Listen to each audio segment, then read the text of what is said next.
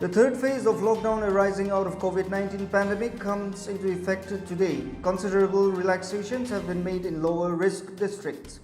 Nagaland government issues new guidelines on lockdown measures which comes into force from today.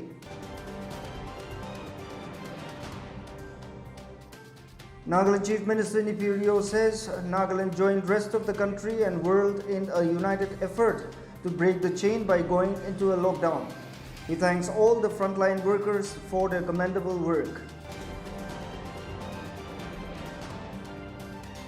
The total number of confirmed cases in the country now stands at 42,533, while a total of 1,373 deaths have been reported so far. There are now 29,453 active cases in the country. Coronavirus continues to spread across the world with 34,84,202 people infected so far. Hello viewers, welcome to News and Trends. You're watching the Daily News Bulletin with me KV Nurumi. The third phase of lockdown arising out of COVID-19 pandemic came into effect today. Centre had on Friday announced extension of lockdown for 2 more weeks after 4th of May, with considerable relaxations in lower risk districts. Health Ministry has divided over 700 districts of the country into red, orange and green zones, and Centre's guidelines will be followed according to the zone. Travel by air, rail, metro and interstate movement by road is not allowed even in the third phase of the lockdown. Schools and educational institutions will remain closed. Transportation of all goods traffic is permitted across the country. Standalone liquor shops and pawn shops are also allowed to function in non-containment areas. OPDs and medical clinics are permitted to operate in all zones with social distancing. All in all, the third phase of lockdown pushes a set of relaxations to bring back normalcy in life and trade. Meanwhile, Nagaland government today issued a fresh set of guidelines to be enforced in the state beginning from today. The prohibited activities include travel by air, rail, metro and interstate movement by road, running of schools, colleges and other educational and training hospitality services, cinema halls, malls, gymnasiums, sports complexes. All social, political, cultural and other kinds of gatherings and religious places or places of worship for public will also remain shut. Sealing of interstate borders will continue in toto as existing before the 3rd of May 2020 in all districts and subdivisions in the borders of the state. However, movement of goods and vehicles entering or transiting through the state shall be allowed after proper screening of the drivers. Inter-district movement of stranded persons in distress will be allowed in a regulated manner for a specific period, for which separate guidelines will be issued. Inter-district movement of commercial vehicles shall remain restricted except vehicles carrying goods. Taxis and auto rickshaws shall be permitted to ply with the condition that they carry not more than 2 and 1 passengers respectively. Both the passengers and the drivers should wear masks. Further, the driver should make mandatory provision for hand sanitizer, failing which the permit shall be cancelled. The fares to be charged shall be at the rate prescribed before the announcement of lockdown measures. This relaxation will not apply to those areas mentioned in the para 2 above. Movement of passenger buses like city buses will continue to be prohibited. The general public shall continue to strictly maintain social distancing and wearing of face masks, even homemade, will continue to be mandatory. In respect of the people of Nagaland returning to the state from other states or from abroad during this period, separate guidelines will be issued. Standalone shops and outlets will be allowed to open as per normal hours. Opening of market complexes, malls, departmental stores will continue to be banned. Saloons, dine-in restaurants and eateries shall continue to remain closed. However, home deliveries from dine-in restaurants, food outlets and delivery of online orders of essential commodities shall be permitted. Hawker stalls located in crowded areas and marketplaces which offer no scope for enforcing satisfactory social distancing like the Hong Kong market, New Market in Dimapur town, BOC market in Kohima, etc. shall remain closed except those shops, outlets dealing with food grains, vegetables, food items, medicines and other essential items and goods. Respective deputy commissioners shall identify such areas or market complexes and issue suitable orders in this regard. The Civil Secretariat and Directorates in Kohima and Dimapur and all government offices in the districts shall function with attendance of officers of Deputy Secretary and above in the Secretariat and Deputy Director and above in the Directorate and the Head of Office and immediate junior in the district offices being mandatory. For other categories of officers and staff, a roster system shall be worked out whereby 50% staff attends office every alternate week. Concerned AHOD, HOD and heads of offices will work out such arrangements in detail. Those not attending office on a particular day will have to be available on telephone and electronic means of communication at all times.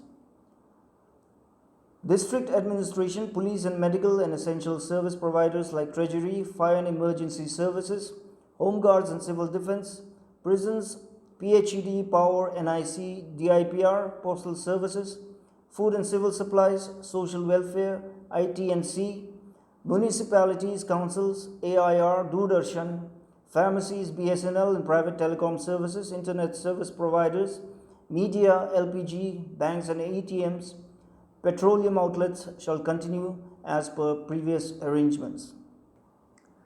Nagaland Chief Minister Nipirio has said that Nagaland joined the rest of the country and world in the united effort to break the chain by going into a lockdown on March 25th. Towards this, the Chief Minister thanked and complimented every citizen of the state for their sacrifices, contributions and cooperation in making the efforts of the government and the civil society successful. Addressing the people of the state through a video message, yesterday Rio thanked doctors, nurses and other health workers who are risking their lives to identify and treat COVID patients, many a time without adequate gears. We thank our doctors, nurses and health workers who are risking their lives to identify and treat COVID patients, many a time without adequate gears. The police, the administration, the local bodies, the field workers in the municipalities and departments, our village councils, our tribal ho-hos, and countless people in the government and non-government set up as doing commendable work and are in the forefront of the battle. The world was not prepared. Nobody had anticipated this crisis.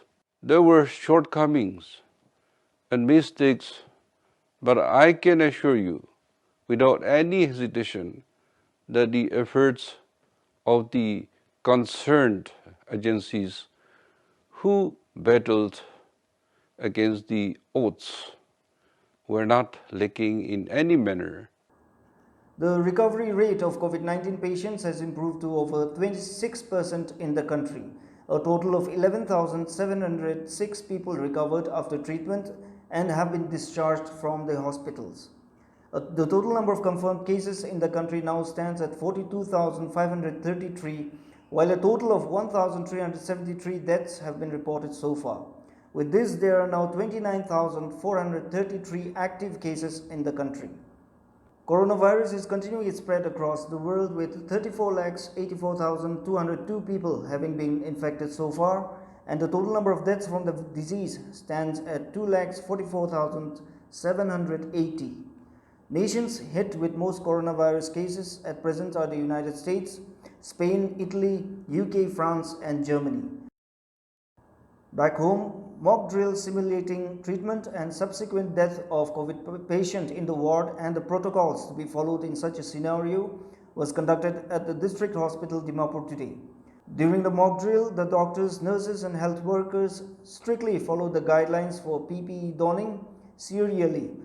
Doctors from Dimapur district informed the teams were divided into 4 with a team leader each from each group. Mock drills and PPE donning and doffing practice were conducted team-wise as per COVID duty rooster, the doctors informed. This one looks fine with this.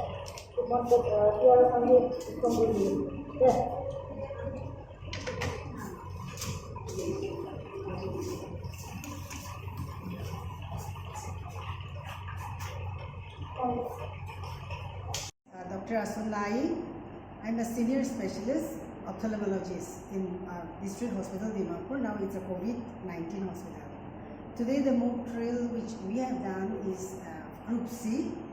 Here the patient had come from an isolation ward with a complaining of fever, cough and flu, running nose. Deputy Commissioner Dimapur Anup Kinchi today inspected the Nagaland State Cooperative Bank mobile ATM, which continued to facilitate customers in the rural and border areas, an initiative of NSCB in collaboration with the Dimapur District Administration. Kinchi said that during lockdown, when people were unable to come out in the town, the mobile ATM went at the doorsteps to allow them to draw cash, enabling them to buy essential commodities from the respective colony markets.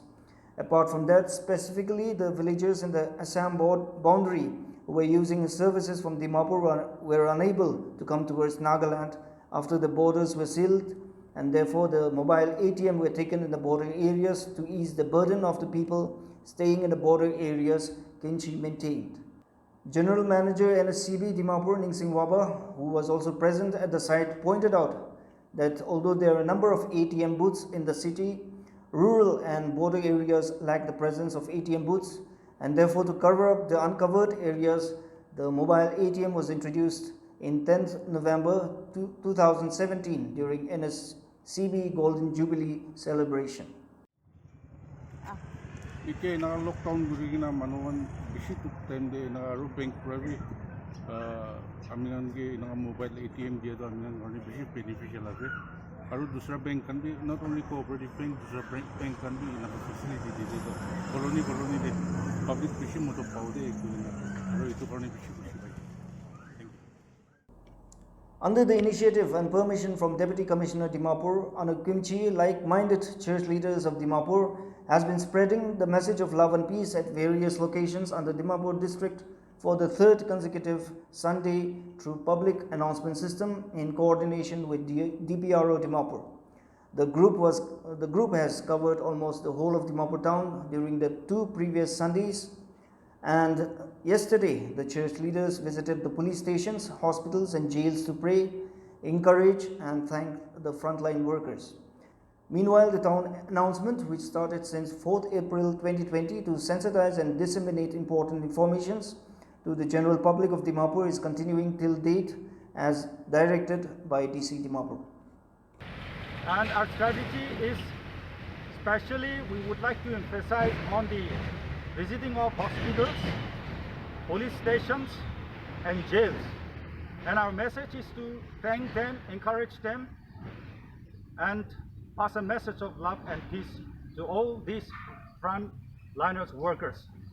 Isorlaga kam kore ase apni kan bishi mano doctor hobole mon jalibi bishi mano nurses kan hobo jabo mon jalibi sob mano bi to hobole mon na pare isor ba apni kan gibi bishi maje me chuni kina rakha laga ase idin mide idulaga kam guri ja homoide isor loi kina apni kan ge dagat dibole pratana guri di ase. And with that, we come to the end of this bulletin. We'll leave you with this message saying, stay home and stay protected. From all of us here, it's bye for now, and thanks for watching.